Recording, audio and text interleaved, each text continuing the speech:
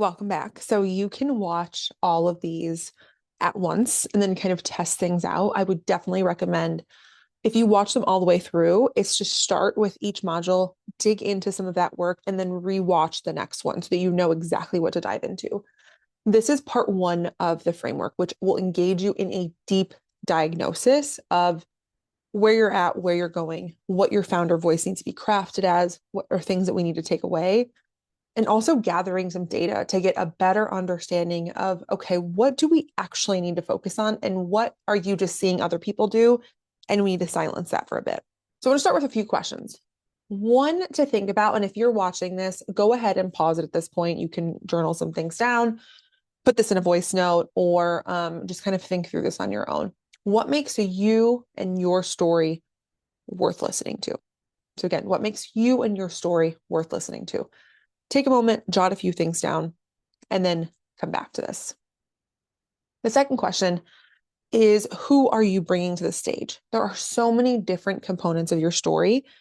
I want you to think about, even at this phase with no context, we're not going through absolutely anything. What does that question mean to you? What does that question mean in the context of how you're framing your voice? How you are showing up in different spaces. Who do you typically bring to the stage? And who do you keep kind of in the wings? Who doesn't come out to play? Even though that person may be very much who you are. So answer those two questions. Feel free to pause, and then we'll come back. The first part of this diagnostic starts with a reflection of you. So this is something that I have loved going through, not just with the leaders that I work with, but also that somebody has walked me through myself, especially when answering that second question of who are we bringing to the stage. So many times we have this safe person that we bring to the stage, that we put on the stage, and that is who we share because that is who we're comfortable with. That's who we're confident in. But there are sometimes so many pieces that are left in the wings of people and parts of ourselves that we're not bringing to the stage.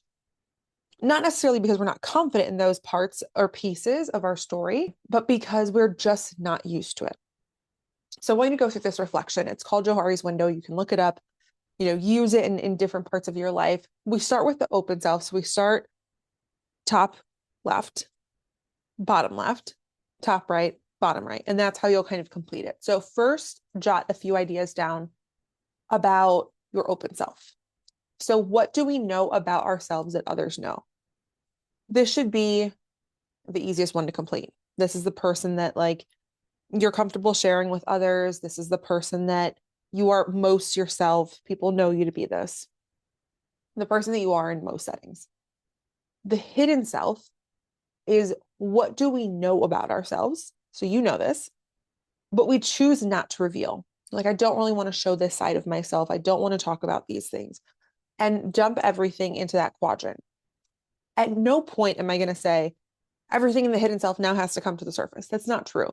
But if there are maybe one or two things that could come to the surface that we might be missing, they're critical parts of your story, that's the most important part that I want to see out of this thing. So jot things down. Again, this is for you. You're not sharing it with anybody. So be as open and honest as you possibly can. The blind self, top right quadrant, is something that is apparent to others. So maybe they've brought it up before. Maybe they've said, oh my God, you're so fill in the blank. And you're like, really? You see that? Good, bad, ugly. But it's maybe not as obvious or admitted to ourselves. This is not a characteristic that we would see. This is not something that you would actually describe yourself as. Put that in the blind self. And then the unknown self is something that is it's not apparent to others, and it's unrecognizable by you. And at this point, you're probably like, Barbara, how would I know? These are blind spots, triggers, emotional reactions, things that you wouldn't necessarily categorize as who you are, what you value, what you do, but they're there. What are those that they keep kind of surfacing and trying to crack in different types of ways? So as you see these four things start to emerge, I want you to go back and answer this question. Who do I typically bring to the stage? Who do I typically introduce myself and my work as? And then who do I want that to be? What's that character that's on the stage? What is that thing that you're building? and you want to come off as. So that's just, just to get you thinking, just to start to massage your mind in the way that you are starting to think about some of this work. And then you're going to go into data collection. So if you're watching this live and you're going through some of these exercises, what I would do is go through the last exercise, pause it, gather some data, answer some of those questions, and then kind of continue going. So in this phase, it's going to require other people. There are 3 things that I would love for you to do. I'll give you an actual template for one of them, or actually a couple of them, that will allow you to kind of continue to dig into this work.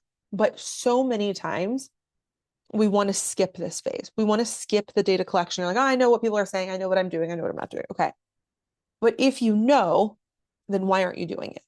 Right. And like, that's the piece that I think is most important about this part is you've got to deeply understand the problem. You've got to deeply understand what is stopping you from taking it to that next level, from showing up in a way that you want to show up, from telling the story in a way that you want to tell the story. There's something that's blocking it. There's something that is not allowing you, whether it's clarity, whether it's confusion around which parts of your story you want to tell, whether it's discomfort of sharing a piece of your story or how others will take it. We don't know, but we have to find out. And that's why we're digging into this phase. So don't skip it. I say all that to say, don't skip it. Keep going. Okay. So the next one is another layer of data collection. You're going to do a 5-person feedback loop. So you can simply ask people, 5 people that are in your trusted circle that know what you've built and know what you're doing. Ask them, what do I do?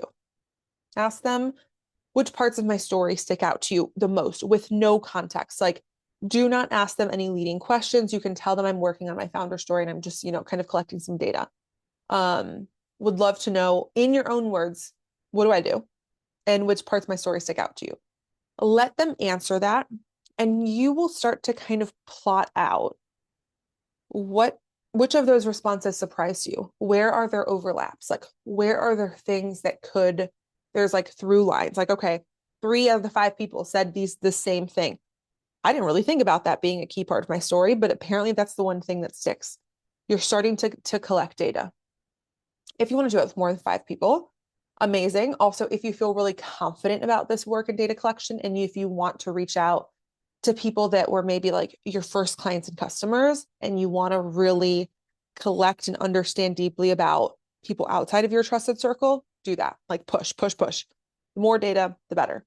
The second one is I want you to storyboard your founder's journey. You're going to think about these 3 prompts, but I'm gonna walk you through this in just a second. I'll give you a template. So what has shifted for you? What has grounded you? And what has changed you? I want those to kind of be some guiding questions as you are going through mapping out your founder journey. So, and then the last part is really this audit that I'm going to have you go through. And I want you to keep this North Star in mind, that tell the stories that only you can tell. I love that quote. I have it posted kind of in my board, in my work, and I have to constantly remind myself of that too. It's very easy to look left, right, center. You're looking at everything that everybody is doing. But I want you to use this piece of the work to really gather, collect, and craft data on your story. That's what you need to be most clear on. You cannot repeat and have the story of somebody else, but you can make yours interesting. Okay, so for this founder storyboard that I'm telling you about, I'm going to give you a link. Once you see this stack, and you can see it in the show notes, you can download it directly. Click on that. It will take you to a Google Doc. I would recommend making a copy of it and then just like running through it on your own. If you are more of a visual person, you can just use what you're seeing and then write it down in a journal or like a massive sheet of paper, whiteboard. Love a good whiteboard session and really dig into that. So here is what you will see in the document. If you want to just pause it, if you're writing and go through this, that's totally fine. On average, I would say I spend 2 to 3 sessions with a founder just guiding them through this, just guiding them through from beginning to end of this like adapted plot diagram that allows founders to break down each part of their story. And the reason that we do it in this way is because somewhere along the way, somewhere along the magic of having to write things down, there are these small, tiny moments, tiny, tiny, intricate moments that seem like nothing to the founder, that after we complete this are actually critical components to the story, critical components to, oh, I just turned around and grabbed something. And then I thought blank. Or I met so and so, and then blank happened, right? These are these small moments. The small moments are actually how like deep trust is built also in regular relationships. So it makes sense that when you are storytelling, you are bringing them and dropping somebody right into that scenario. So the first thing that we would do is we would start out with the beginning and background. We're setting the stage. We're going to be creating this documentary about your life and your founder and leadership story. Who are the characters at play? What drop me into that setting? What brought you into this space to begin with? And then share some key learnings. Then we're going to go into the first challenge or first few challenges. Like, what was that first conflict that felt so deep to you? Like you felt it so deeply. And then it takes you to this rising action. So 3 events that add suspense to the plot, some tension, some frustration. You thought you were going to go out of business. You ran out of product before launch. You thought that you were working with this massive company and agency, and they then ghosted you after 2 months. Like, what are those moments that lead to that? And then there's the climax, which is the most suspenseful part and like turning point of the story. Where do things start to turn around? The first part is more of like a walk down memory lane. It's like, wow, I really forgot about that. Or I really, didn't remember that part of the story. And then the second section becomes a little bit harder because they're like, I can fill it out, but I'm also not where I want to be, which is super, super normal. I just want to name that there's still so much runway for you. There's still so much growth for you.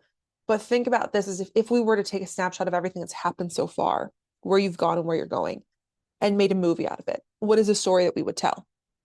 So following the climax, then it's like falling action. 3 major events that unravel this climax or conflict. Resolution, the conflict is resolved. We then, learn to the main character, you, achieve their goal. What did that look like? What did you learn? Always coming back to what did you learn? And then those last 2 are, where are you currently? Kind of tying up some of those loose ends in the story. And then looking ahead, you're kind of teasing and testing out what are some things that you're excited about. So sit down and write this down. If you have somebody that you could go through this with, or maybe like a founder friend, you could do this together. I would definitely recommend including somebody in the process. Or you could also start with taking like your phone, doing a voice note on walks, and then transcribing that later. When you are not sitting there thinking about, okay, I have to create this so that I can then create content so that I can then sell, you're going to feel a block. Like it's not going to work. It's not going to come out in the way that you want it to. So just do the storyboard to do the storyboard. Just tell the story from beginning to end to just tell the story. So if you have to be moving while you're doing that, if you're recording a voice note, I probably would do this by recording voice note if it were me, and then transcribe that later. Figure out what works for you. That's the most important part here. So with that in mind, this is your story, right? You're gathering data from who you're bringing to the stage, deep reflection, to asking different people, to then going into and saying, okay, what is my story? What is the thing that only I can tell? And I love, love, love this quote. Start telling the stories only you can tell. It is something that keeps me centered and grounded and not looking every which way when I'm starting to frame my story. I will see you in the next one. See you in the next module. I hope that you're able to download everything and really dig into this work. And then we will meet in the next one.